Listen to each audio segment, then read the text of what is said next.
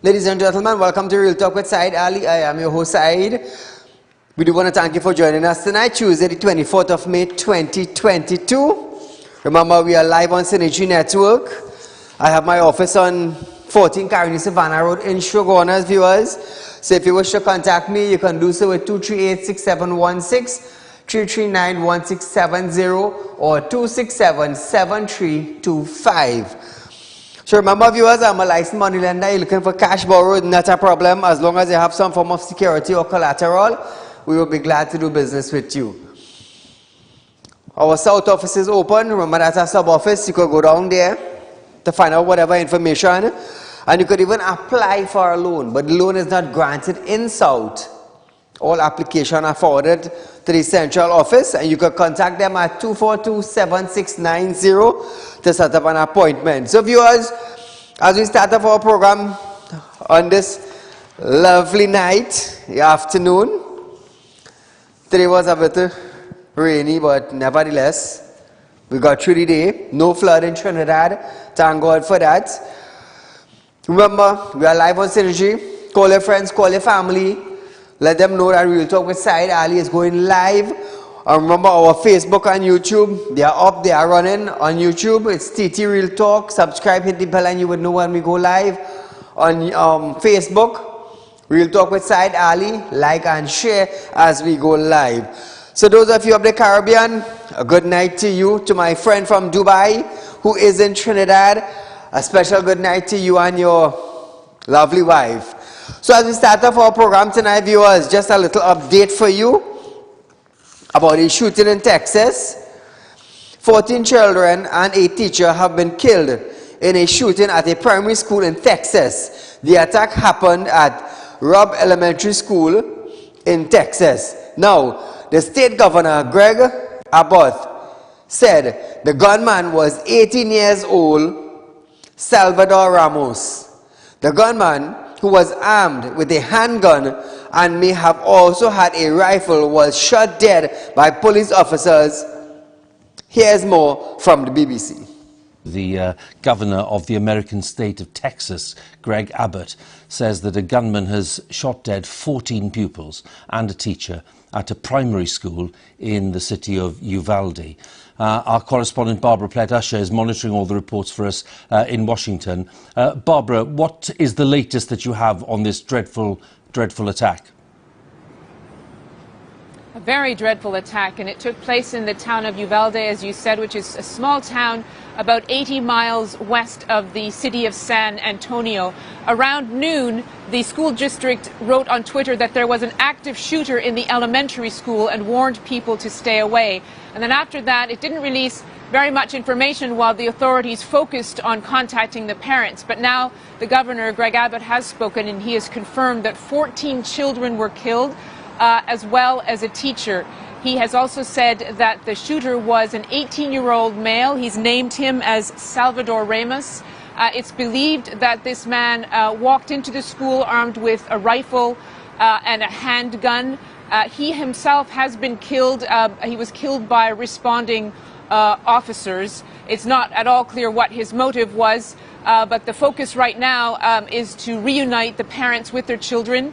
The school has set up a reunification center just about a mile and a half from the school. And you know, of course, that mass shootings are not uncommon in the United States, including at schools. Students, in fact, are taught how to respond to such a situation. But the number of dead in this case and the age of the children in elementary school makes this one of the worst school shootings in recent memory. Barbara, thank you very much for the latest there. Barbara Plett-Usher on that shooting in Texas. Welcome back to Trinidad, folks. Thank God that there is nothing like that happening in our country. Seriously, we really have to say thank God for that, because I'm going to tell you something. That would have been total chaos in our small island. In our small island, seriously speaking. So as we start out with our program tonight, Ministry of Health has received 43,200 doses of pediatric Pfizer COVID-19 vaccine for children aged 5 to 11. The ministry is now planning to begin distribution of the vaccine from Wednesday 25th May 2022 and has asked the parents/guardians provide a valid form of identification, the birth certificate of the child, and they must also provide proof of relationship to the child. The ministry also states that this shipment marks the 26th arrival of COVID-19 vaccine into this country. So we have the vaccine, viewers. Those of you who want their kid from 5 to 11 to get vaccinated, they can do so. Again, the choice is yours. Remember that. Caller, good night. Good night, Mr. Saieed. Go right ahead. You're live on Real Talk. This Prime Minister feel everything in this country is his one and the PNM one. What I am saying, since it have the pandemic, why these people did not take a pay cut and cut off all the perks and for car and for gas and for food and let them know how poor people just feel, Mr. Saieed. What it is, you know, since it had that pandemic, not us, UNC side, PNM side, no side, and take a pay cut. And then I hear Fitzgerald Hines brain and saying, we have to pay tax, we have to pay this. He could afford to pay anything because he pocket fat. Correct. You understand, Mr. Saieed? Yes. Good night. Have a safe night. Same to you. The Ministry of Tourism, Culture and the Arts has signed a Memorandum of Understanding, a MOU, that would give close to 2,000 Trinidad and Tobago citizens a chance of employment at Royal Caribbean International, one of the biggest cruise liner in the world. Tourism Minister Randall Mitchell said, throughout the recruitment program, thousands of nationals will have the opportunity for employment and adventure. So those of you who are interested in the cruise line work, you can now do so. A memorandum of understanding have been signed and close to 2,000 citizens could be employed. So those of you who like to live out on the sea, here's your chance to do so. Also viewers, a memorandum of understanding, MOU, of reward or renewed and enhanced cooperation has been signed by Trinidad and Tobago and Guyana. This agreement seeks to address partnership in areas of trade and investment, including non-tariff barriers, agriculture and food security, energy security, education, and partnership for both countries. Oversight of the execution of the MOU will be under a newly established bilateral commission which comprise both the private and public sector. The signing was witnessed by Prime Minister Dr. Saieed Ali and the Guyana President Dr. Mohamed Petrotrin Ali. Now, Ali, who also holds the responsibility for agriculture in the CARICOM Quash Basin, agreed that an important aspect of the MOU was a private sector involvement, and the discussion with TNT will be positive. Remember when the Prime Minister went to Guyana and tried to sell him a model in agriculture? I laughed. And I also told him, the Prime Minister, we cannot get a proper agriculture module for Trinidad and Tobago, but you want to go and sell one to Guyana. You want to sell one to Guyana. What are you selling them that you cannot implement in Trinidad? What? Caller, good night. Good night, Saeed. I have a concern. My concern is I went to the Mount Hope Hospital, okay, to get my drug, which is the glycoside, okay. I am not getting glycoside 80 milligrams. I went again to the Arima Hospital. I am still not getting the glycoside 80 milligrams. Why is it that the Minister of Health is not importing the drug for us? I'm not even getting it to buy at the drugstore. Glycoside 80 milligrams, it is for diabetes. And it is already said that in order for us to control our sugar, to keep the sugar down, is diet, medication, and exercise. And if we don't get the medication, we're going to die before time. It means that, we're not reaching in 65 years. So Minister of Health is supposed to deal with that. Especially that we don't get the ethanol either, the 60 milligrams. So why is he only concentrating only on the COVID and the other things? We need these things. We're talking about elderly people and the young children. We need these drugs. Yes. So I hope that he will do something about it. Because I can't be going from Mount Hope in drugstores and not getting, or going in Arima Hospital and still not getting. I am very concerned, and means that my sugar is going to go up. Somebody gave me about 4. I'm supposed to take 4 days, 2 in the morning and 2 in the evening, and I'm not getting it. So Minister said, he needs to see that we get our drugs. Okay? Thank you, my dear. Minister of Health Terence Singh have stated that efforts are being made to acquire the vaccine used to treat monkeypox. Now, he's trying. Should the disease reach Trinidad and Tobago, Singh stated that the government was proactively researching out all our local and international partners to acquire the vaccine. If the vaccine is acquired, it will be administered as a national vaccine drive, similar to what was done with the COVID-19 vaccine. We are proactively reaching out to all our local and international partners to acquire the vaccination JYNNEOS. The vaccination strategy at this point in time, if we get the vaccines, is not a national vaccination drive like COVID. That Port Health has returned to high alert, and screening has asked also the University of the West Indies to increase its genomic sequence to provide additional level of vigilance for monkeypox. So far, cases have been detected in the US, the UK, Spain, and Portugal. The first case was reported on May 7th. Monkeypox is usually a self-limited disease with the symptom lasting from 2 to 4 weeks. In recent times, the case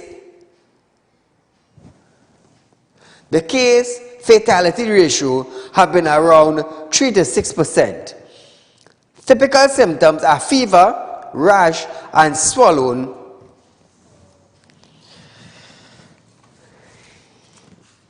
Monkeypox is a serious thing. Now, one would ask, we have travelers in and out of Trinidad from around the world. It has been detected in the US, in the UK, Spain, and Portugal.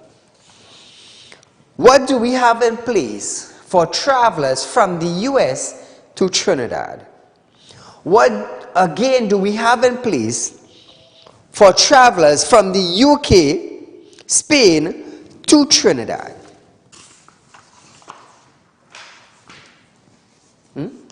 What do we have in place? Caller, good night. Good evening, Mr. Asai. Go right ahead, my friend.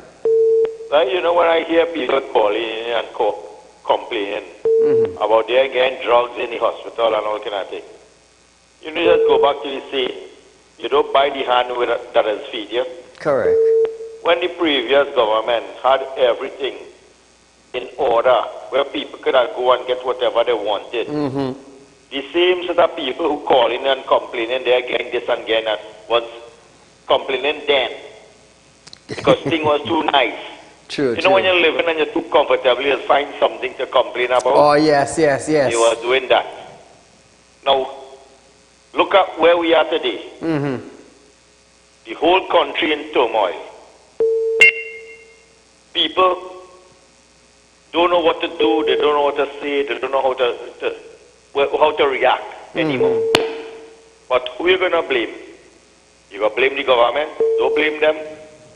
Them get an opportunity to rape the country and take as much as they could get. While we sit down and accept it. Yes. And wait and hope that in the next 3 years, they change and somebody come and wave a magic wand to, you know, to fix everything that them have done wrong for the last 10 years. You understand? So let we sit back, let we wait. And when we reach like Haiti and think, then people go realize that, oh, the government working for us. We are the ones who paying them. Correct. You understand? And until people don't understand that every single cent that is spent in this country is our money that is coming out of our pocket. Not the Rowley way coming out. Why do you think that they allow Rowley to come in Guyana for? Now every single thing that they discuss, you know the main issue, they might discuss where energy is concerned. They don't want a part of Trinidad where energy is concerned. Guyana had the biggest oil find in the 21st century right now in the world. Presently, yes, yes. And they don't want to have no part to do with Trinidad. He going to discuss agriculture with Guyana. Let me tell you something. Rowley cannot even plant body in Trinidad to make a profit. He going to tell Guyana how to plant, to do agriculture. Something wrong with a smart man, boy. And every single thing that he proposed to Guyana, they're going to do the opposite. Because, like Barajak, they will say, Guyana don't want to go down the same road that Trinidad went to. You understand? So, if people don't wake up and understand what's going on in Trinidad and Tobago, let me tell you something, we're in a real bad. Have a good night, Mr. Thank you, my friend. But listen to this now. I don't know if you all have noticed, but Trinidad and Tobago is calm. Trinidad and Tobago is calm. It's like there's a still wind in Trinidad. It's just stand still. Like we are expecting a storm to rock Trinidad and Tobago. You know, usually they say before a storm comes in, there's a sense of calmness. I am feeling that calmness presently in Trinidad. Hopefully, when the storm comes, we are prepared for it. Hopefully. Minister of Finance Colin Imbut has refused to answer an opposition query in the Senate on the rationales for the wage negotiation offered to public servants of 2% for an 8-year period. UNC Senator Wade Mark questions that given the Chief Personal Officer CPO offers of 2% for an 8-year period in wage negotiation with public servants, whether Imbut could indicate the government rationale for such an offer. However, Imbut stated that he found it surprising that the Senate could ask a question like that. He stated that negotiation for collective agreement are not conducted in public and that he will not fall into the trap of making a statement that could use against the government in court. Listen to this. Senator Mark couldn't be serious. I find it surprising that you would ask someone as experienced as I am a question like that, thinking that I would fall into error. Negotiations for collective agreements are not conducted in public. I will not fall into the trap of making an injudicious statement that could be used against the government in court. The man's smart. The man is brilliant. Mark asked if the government would address this proactive offer in coming periods. However, Imbud replied, I repeat my previous answer.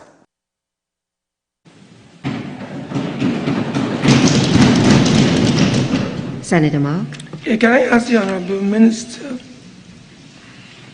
whether the government intends to address this provocative offer in the coming period, Madam President? Acting Prime Minister. I repeat my previous answer. I'm surprised Senator Mark hasn't learned. No need. It's fine. Senator Mark. Can I ask the Honourable Minister whether the government, given what is to come, whether the government has in fact set aside, Madam President, a sum of monies to address these negotiations, Madam President? Senator Mark, that question is not allowed. Thank you. Why didn't the speaker allow the questions? You see, I will tell you something. Every time the opposition asks a valid question that the ruling party could give answers to for the benefit of Trinidad and Tobago, the speaker always turns it down. Is the government of the day, have they set aside money for wage negotiation of the 2%? And this is what I don't like about the speaker. Trinidad and Tobago wants to know if there is money for the negotiation. This is what Trinidad and Tobago wants to know. This is what the people wants to know. Do we have money to pay the 2% negotiation?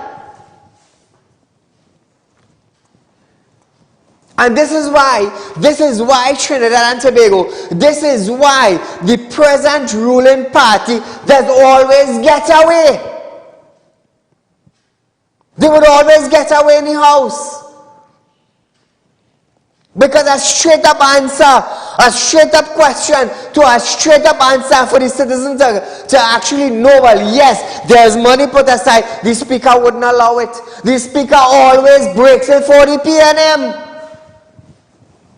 And time again, I show you all video clips of where the speaker would break the present administration from answering questions.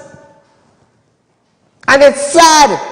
It's really sad. No wonder why Trinidad and Tobago is in this state. Because we in Trinidad now, we're expecting the opposition to ask the ruling party questions that the ruling party would answer, and Trinidad and Tobago citizens will be okay, yes, we have money, no, we don't have money. But the speaker always batting for them.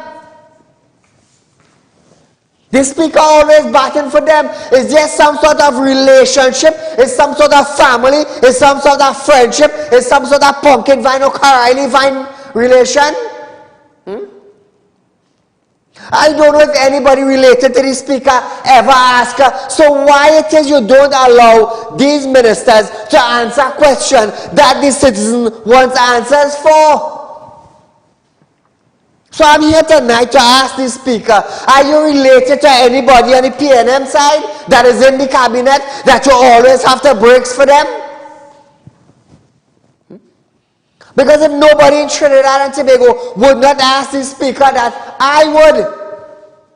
On national television, I would. Why are you always breaking those on the opposite side from answering a question that the citizens of Trinidad and Tobago need answers? We started with a pandemic 2 years back. Oh, the speaker always find that question not appropriate. And look where the hell we are today. Hundreds and thousands of people lost jobs in Trinidad and Tobago. People lost houses. People lost cars. People couldn't send their children to school. But the speaker, you know what? That question is not appropriate. What the hell is appropriate in the parliament from the opposition to the ruling administration, Mr. Speaker? What is? Maybe if some of your taxes cut out and maybe your salary drop, then you would understand how serious it is. Maybe if you had to go 5 o'clock in the morning and travel from San Fernando to Port of Spain, then you would realize. Until then you would not realize. Because those sitting on high places don't know how the world spins. They don't know how groceries reach on the shelf. They don't know. They don't know how cassava reach on their table. Caller, good night. Hey, good night, sir. That is so because what we have is a kangaroo court today. As you rightfully says, so with the COVID, the speaker said that is not an important question. That is why we was ranked highest in mortality and infection, you know, because it's a kangaroo court. The speaker, this government is one of the most embarrassing governments. Yes. It's the worst government. And it is the worst speaker who ever sat on that chair. You know, we see, you know, other speakers, they show you, you know, a degree of fairness. But this speaker is the worst.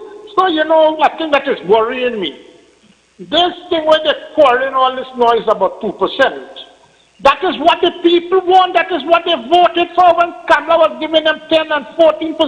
Rauli was pulling Roger was pulling a mannequin. What about the mannequin now of Rauli? Why is he not pulling it? It is the OWTU. It is themselves you have to blame now. Them is the one who was instrumental in getting Kamala out of office, because you used to see them every Saturday, you know, having meeting with Rauli. Now, it is not the 2% that is going to break the camel back, sir.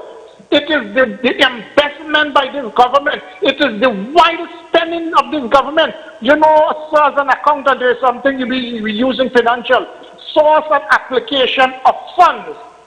Could this government, you know, so much they borrow exorbitant money.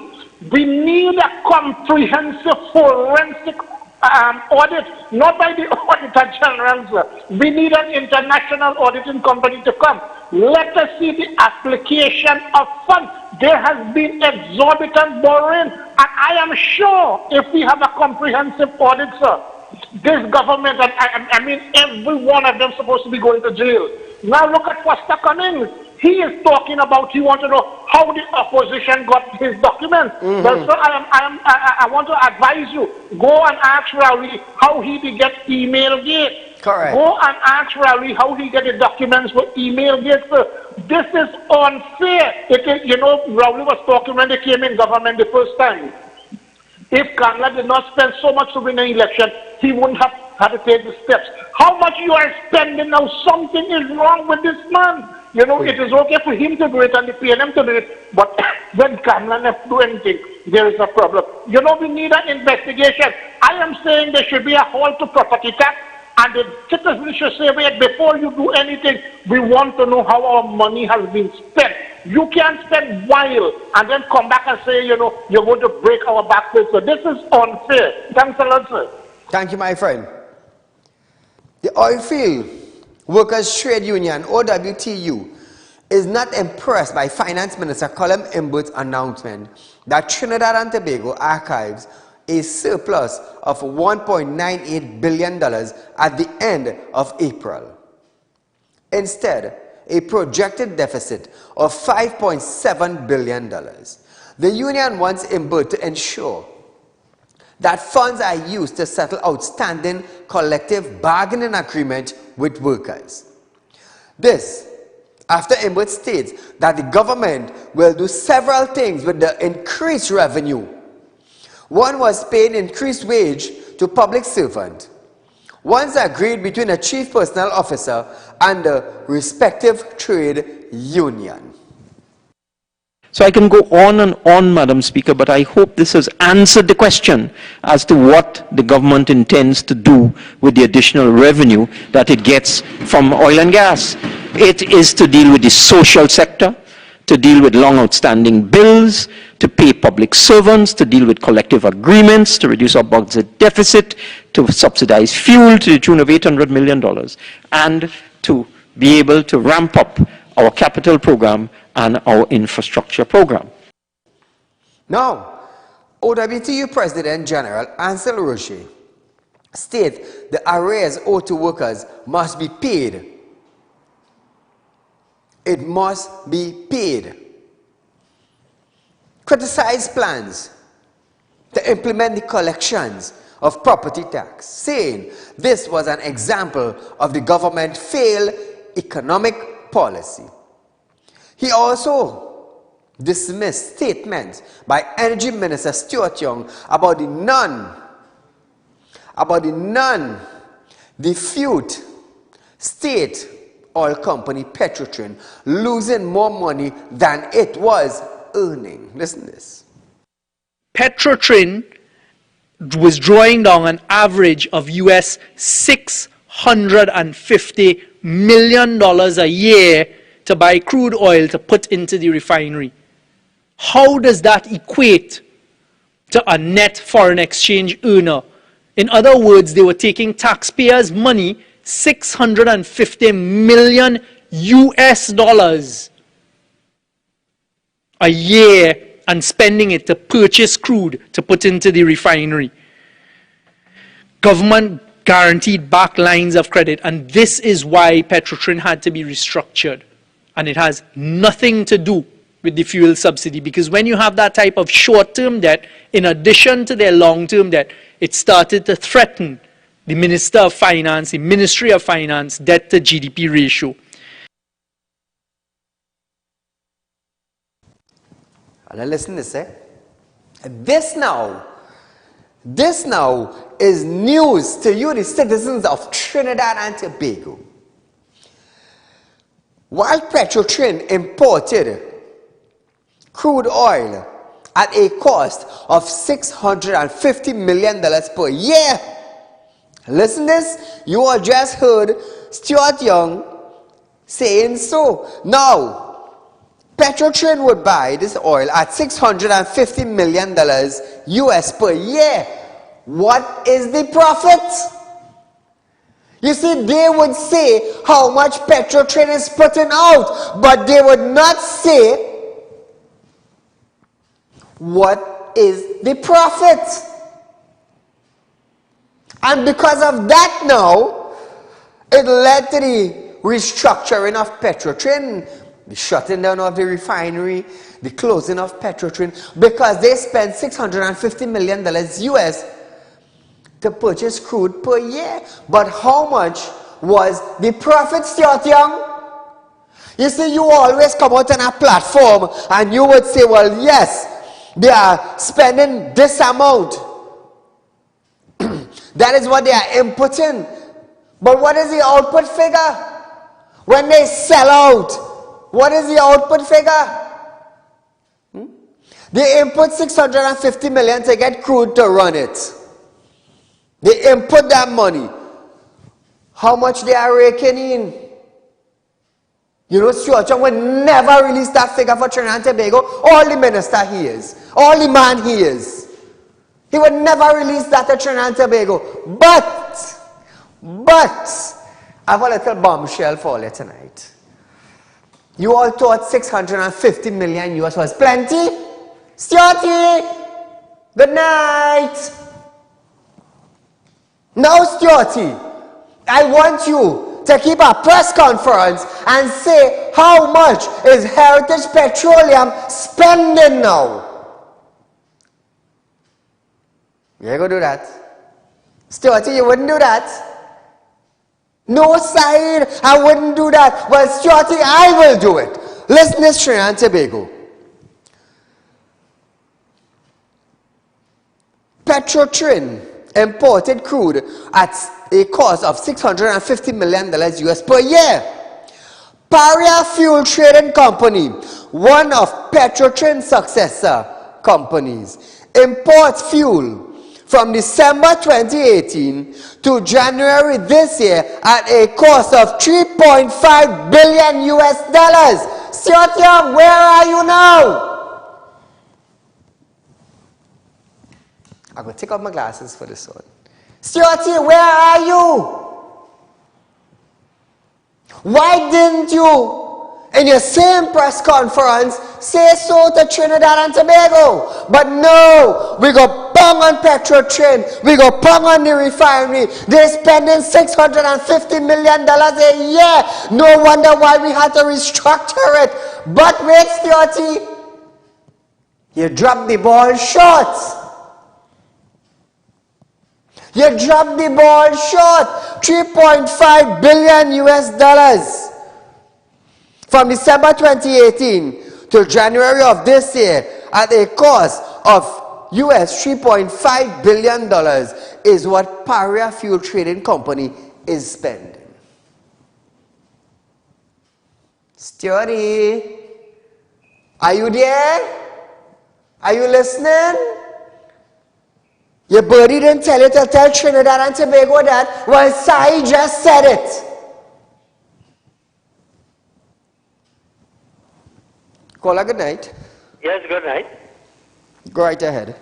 Okay, Saieed, I want to make a couple comments on the agriculture. I am over 85 years old. 85? Living in Samoa. How old are you? Let me tell you something. The PNM has purposely and consistently killed agriculture since 1957. I sat up and listened to the Minister of Agriculture. We will plant tomatoes, we will plant cabbage, we will plant bori, and we will command all these things in the CARICOM market. And we are still waiting to see that happen. Also, they always talking about closing down Petrotrin and closing down Caroni. But did they ever say how much money was made from the byproducts of those things?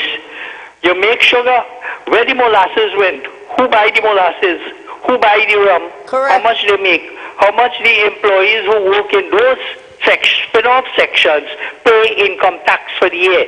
Did they ever check to see how much was collected? Did they ever check to see how much taxes were collected from Petrotrin workers? No, they did not. And these are the things that people don't want to examine and see. What has happened, especially in that agricultural section. They take all the land down in Diamondville and put houses.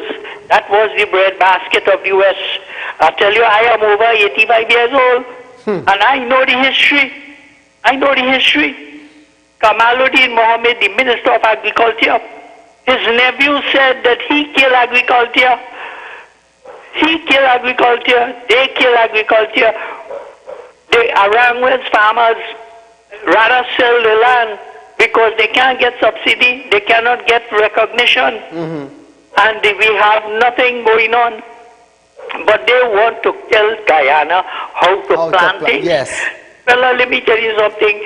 Guyana, on only one side of the land, could feed the CARICOM market. So the better Trinidadians better think about what they're doing and what they're seeing, and they better come good in the next election. Thank you, Saieed. Thank you, my friend. So here it is, viewers. While he was noted the dissatisfaction of the trade unionists over a proposed 2% increase, Prime Minister Dr. Keith Rowley has called on workers to be patient and remain calm. Just keep in mind, Rowley and the whole cabinet get thousands of dollars increase per month. Keep that in mind. Just keep that in mind. Chief Personnel Officer Dr. Daryl Dindial recently offered a 2% salary increase over an 8-year period spanning from 2014 to 2021. Responding to question on this issue, Dr. Rowley called for cooler heads to prevail among public servants and their trade unions. He said, despite the frustration public servants may feel, he urged them to consider that there were no job cuts throughout COVID-19 pandemic. Listen to Prime Minister. Come on, let's not overreact. Let's not shut down the country. Let's not be surprised that the union and some workers will feel that way. Because what it is, it's about making a case to get a raise. That's what it is. What this government has done since 2015 September is to make it quite clear that we are in support of an improvement in the condition and the sustainability of jobs in the public service.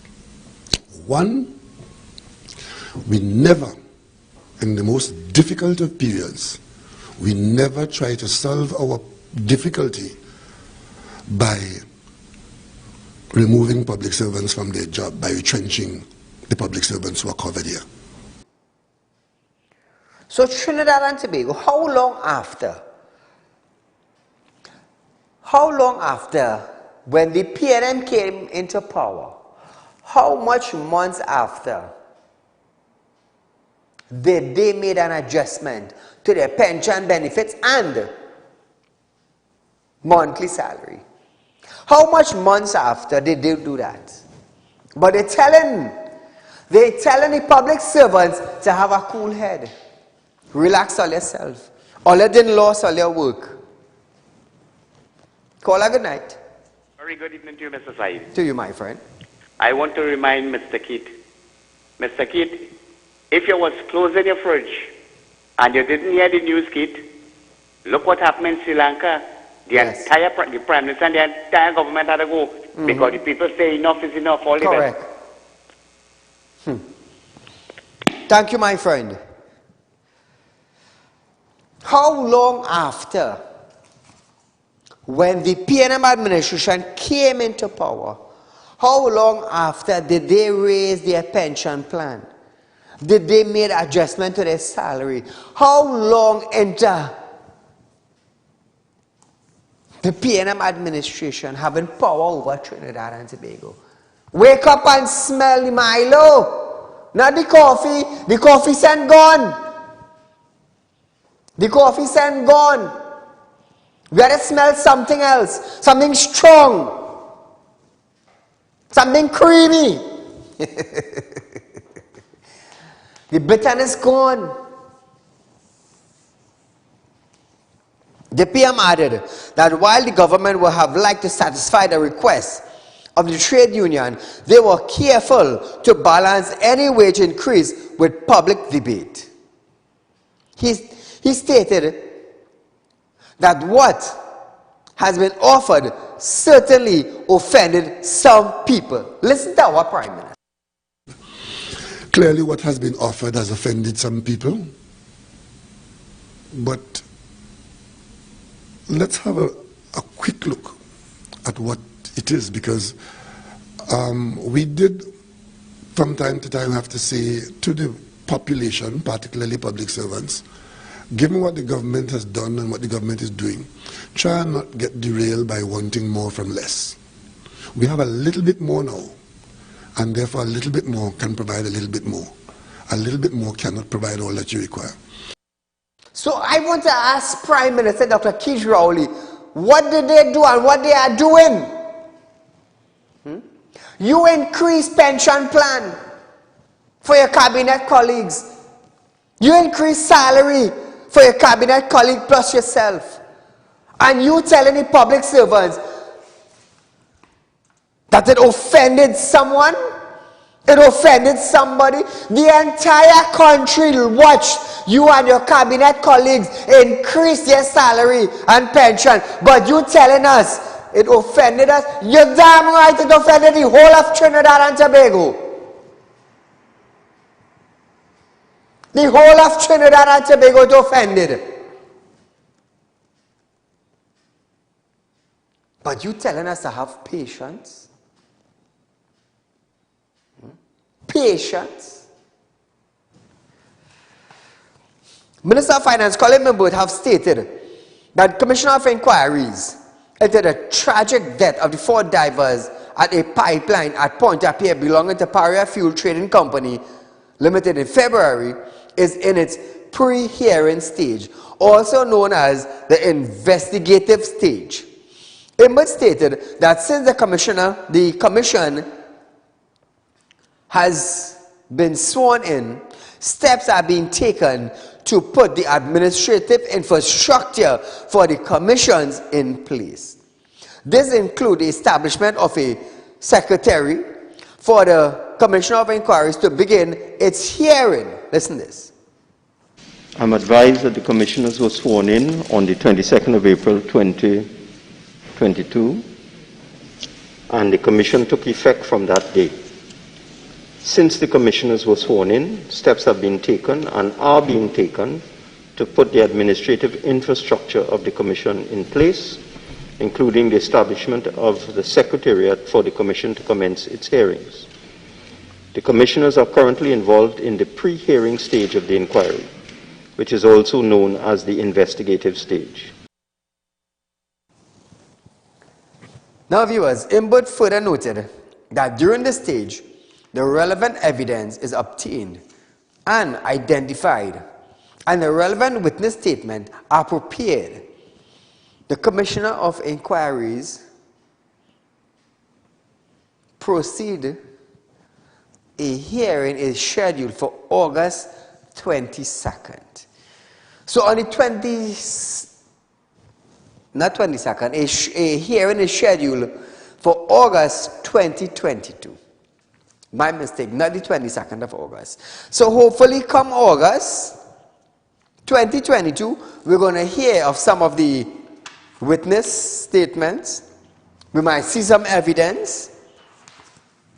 Let's just wait and see. Caller, good night. Hi, good night, Said. Go right ahead, you're live on Real Talk. Yes, alaikum.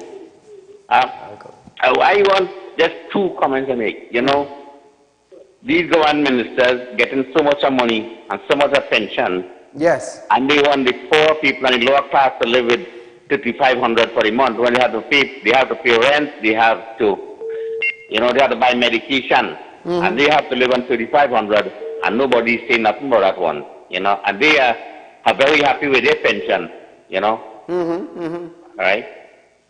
This is what I would like the people to look at. Thank you, my friend. I heard some pensioners, they're not getting pension.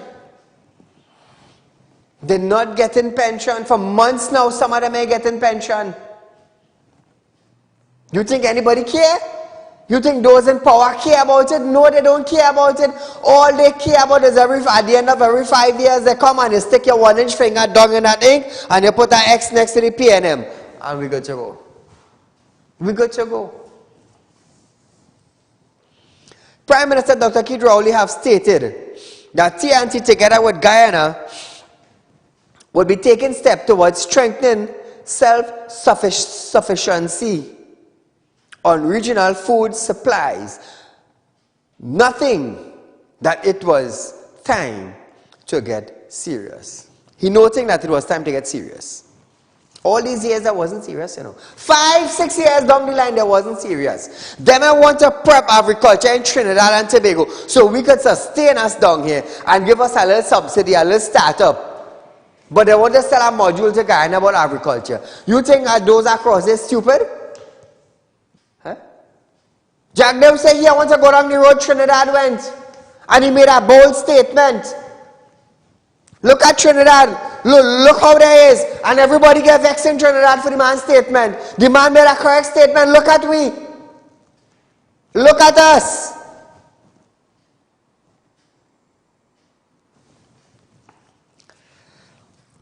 The PM stated that while more work must be done among all stakeholders to improve the logistics between countries, he was optimistic that the arrangement would be beneficial to TNT and the region.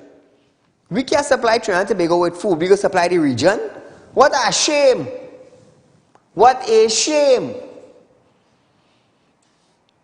He also added that the government has been looking for a food supply around the world when there are possibilities to find a food supply in Guyana. Hey, Rowley really know how to talk, you know. Serious, you know. He really know how to talk, you know. Dr. Rowley stated that if those things are done as they should, then CARICOM will begin to insulate itself from ups and downs and shortage that takes place. Listen to our Prime Minister. What we have been doing is looking for our food supply far away around the world, when in fact there are possibilities to find the food supply next door.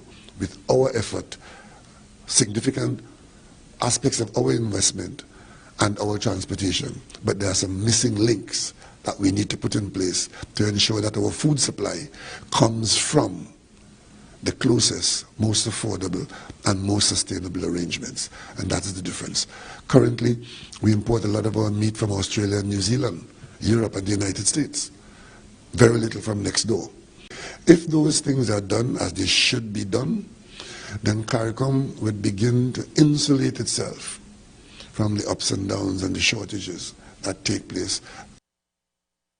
So here it is, the PM added that if we continue to look for supplies outside as we are doing now, then people who have no obligations to us, when trouble arises, can leave us out. He noted that it was not going to be easy due to the status.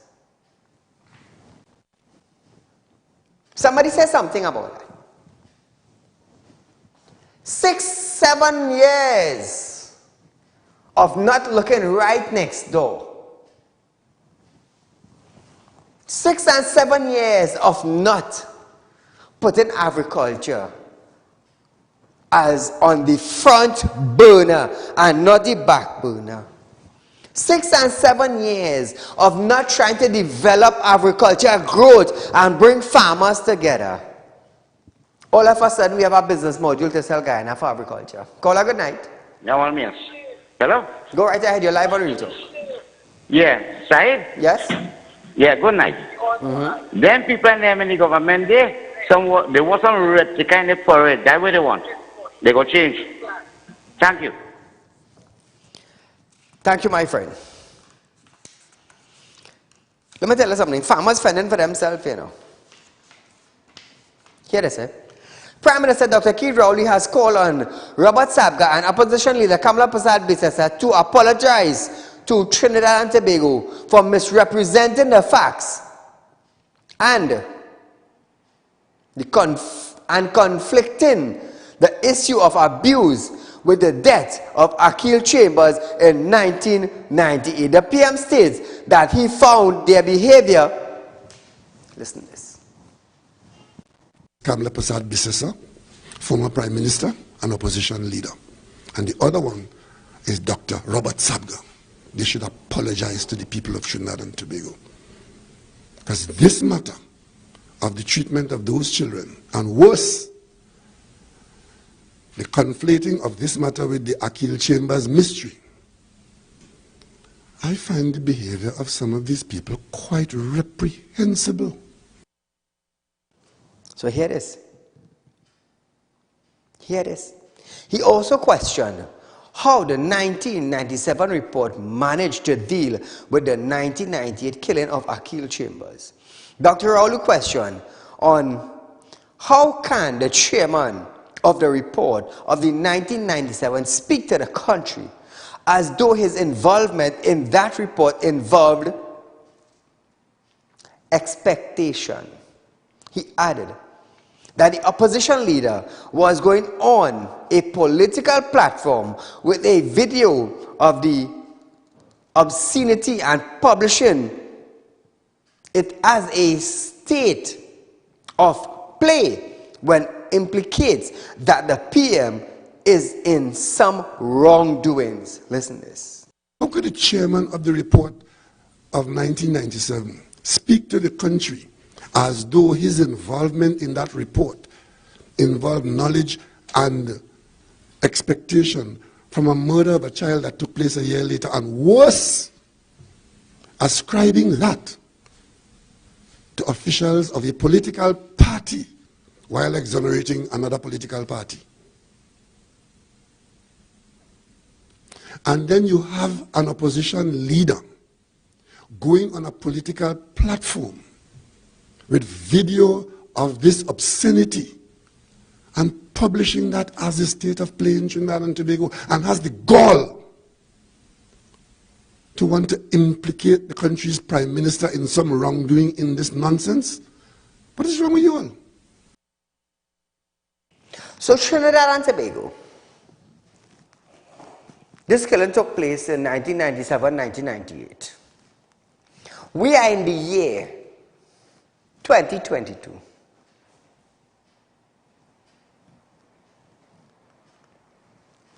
Is that investigation closed or is it ongoing? Look how much years have passed, and we have heard absolutely nothing about it. Nothing, nothing, nothing.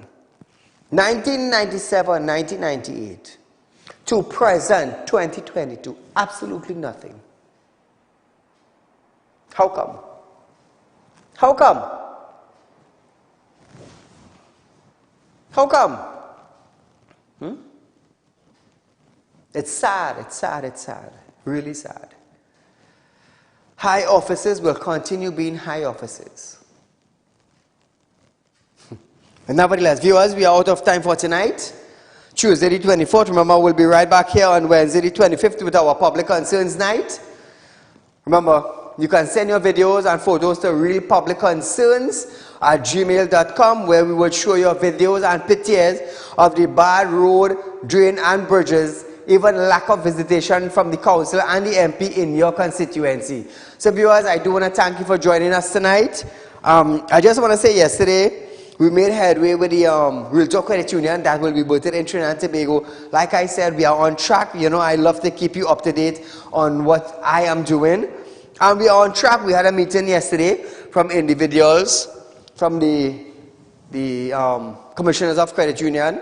They were here in our building. We had a meeting, a training session. It was successful. Nevertheless, very soon, Realtalk Credit Union will be birthed in Trinidad and Tobago. We are going to change the way banking is in Trinidad and Tobago. Remember, viewers, I'm a licensed money lender. Those of you who are looking for cash borrow, you have your security, your collateral, not a problem. 238-6716, 339-1670, 267-7325 is our central numbers. You can get in touch with us, set up an appointment, come down to our studio, to our business place. 242-7690 is San Fernando. Remember, those of you who are looking for 3.5, you can contact me, 339-1670. Come in and we'll have a discussion. Highest interest rate that has been paid is Realtalk Group of Company. So until we meet again, viewers, be safe and enjoy your night.